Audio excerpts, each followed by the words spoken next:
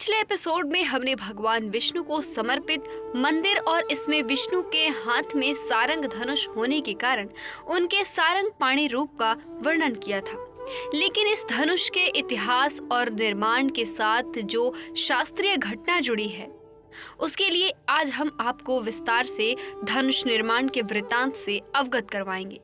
जिसका हमारे पुरातन साहित्य, संस्कृति और सनातनी सभ्यता के धार्मिक खजाने में अपना विशेष महत्व हर युग में रहा है। हर युग में हुए अवतार के लिए देश के हर कोने में अनेकों ऐसे प्रेरणादायक मंदिर, शिवालय और बेशकीमती महल और ऐतिहासिक किले देखने को मिलते हैं।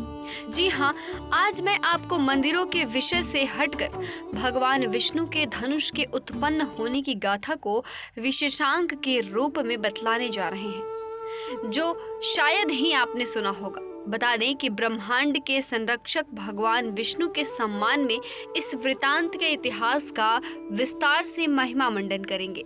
जब भी हम शास्त्रों में वीर योद्धाओं की बात करते हैं तो रामायण, महाभारत, विष्णु पुराण, गरुड़ पुराण और वैदिक काल की घटनाएं सामने आती हैं, जहां राम, लक्ष्मण, रावण, मेघनाद, कृष्ण और दैत्य हिरण्यकश्यप, कंस, भीष्म,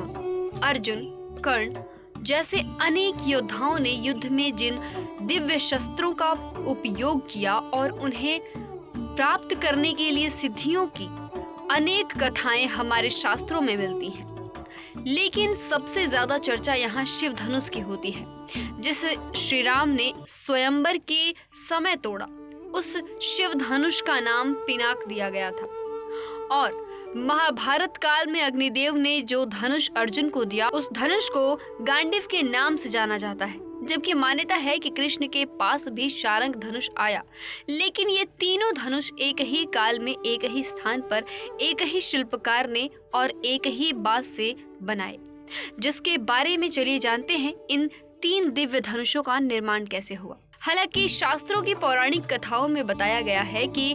कंडव ऋषि कठोर तप में इतने लीन थे कि घनघोर तपस्या से उनके पूरे शरीर पर दीमक चढ़ गई और दीमक ने बाबी का रूप ले लिया। आखिर बाबी के आसपास की मिट्टी के ढेर पर सुंदर गठीले बांस उग आए। जब ऋषि की तपस्या पूरी हुई और ब्रह्मा जी प्रकट हुए तो उन्होंने ऋषि को वरदान दिया, और जब ब्रह्मा जी लौटने लगे तो उनको ध्यान आया कि ऋषि कंडव की मूर्धा यानी तालू पर उगे हुए बांस कोई साधारण बांस नहीं हो सकते और इस बांस का सदुपयोग होना ही चाहिए। ब्रह्मा जी ने यह सोचकर बांस काटा और विश्वकर्मा को दे दिया। इस बांस से विश्वकर्मा ने तीन धनुष बनाए, जो कि पिनाक, सारंग और गांडीव के नाम से धनुर्धारियों में जाने जाने लगा। ये तीनों धनुष विश्वकर्मा ने बनाकर ब्रह्मा जी को दिए और ब्रह्मा जी ने ये धनुष भगवान शंकर को दिए। फिर शंकर जी ने धनुष चंद्र को दिए और चंद्र से पिनाक धनुष परशुराम को, और फिर राजा जनक परिवार के पास पहुंच गया, जहां श्री राम ने सीता स्वयंवर में धनुष को न सिर्फ उठाया बल्कि प्रत्यंचा चढ़ाते हुए तोड़ भी दिया और गांडीव धनुष वरुण देव को दिया गया, जहां से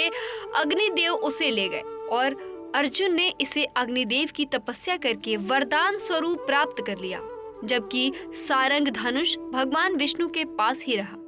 और काल बदलने के साथ यह उनके छठे अवतार ऋषि रचिक के पौत्र परशुराम को मिला। परशुराम ने जीवन का उद्देश्य पूरा करने के बाद धनुष को विष्णु के अवतार श्री राम को दे दिया और राम ने प्रयोग करने के बाद जल देवता वरुण को सौंप दिया। वहीं सारंग धनुष महाभारत काल में वरुण देव ने खांडव दहन के लिए विष्णु अवतारी कृष्ण को दिया और आखिरकार कृष्ण के गोपुरम जाने से पहले ही उन्होंने धनुष को महासागर में फेंककर वरुण देव को वापस लौटा दिया। बता दें कि महाभारत में युधिष्ठिर ने सारंग धनुष के धारक के रूप में कृष्ण की प्रशंसा की और विष्णु पुराण के अनुसार भीम ने जरासंध को मारने से पहले कृष्ण ने जरासंध को हराने के लिए युद्ध में सारंग धनुष का प्रयोग किया था, जहां सारंग धनुष गदा, कौमोदकी और 10 लाख बाणों से भरे 2 तरकश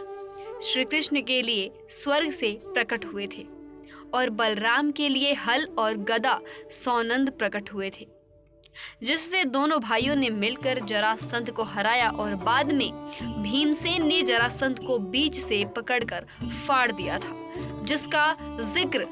पद्म पुराण में भी आता है। विष्णु ने जालंधर के साथ मुकाबला करने के लिए भी सारंग धनुष का ही प्रयोग किया। समय के साथ सारंग भगवान विष्णु के अवतार और ऋषि ऋचिक के पुत्र परशुराम को प्राप्त हुआ। परशुराम ने अपने जीवन के उद्देश्य को पूरा करने के तत्पश्चात विष्णु के अवतार भगवान राम को शारंग दे दिया। राम ने इसका प्रयोग किया और इसे जल देवता वरुण को दिया। विष्णु के 22वें अवतार श्री कृष्ण और रहस्यमयी शक्तियों के राक्षस शल्व के बीच एक द्वंद्व युद्ध के दौरान शारंग प्रकट होता है, जब शल्व ने श्री कृष्ण के बाएं हाथ पर हमला किया, जिससे श्री कृष्ण के हाथों से शारंग छूट गया और बाद में श्री कृष्ण ने सुदर्शन चक्र से शल्व के सिर को धड़ से अलग कर दिया।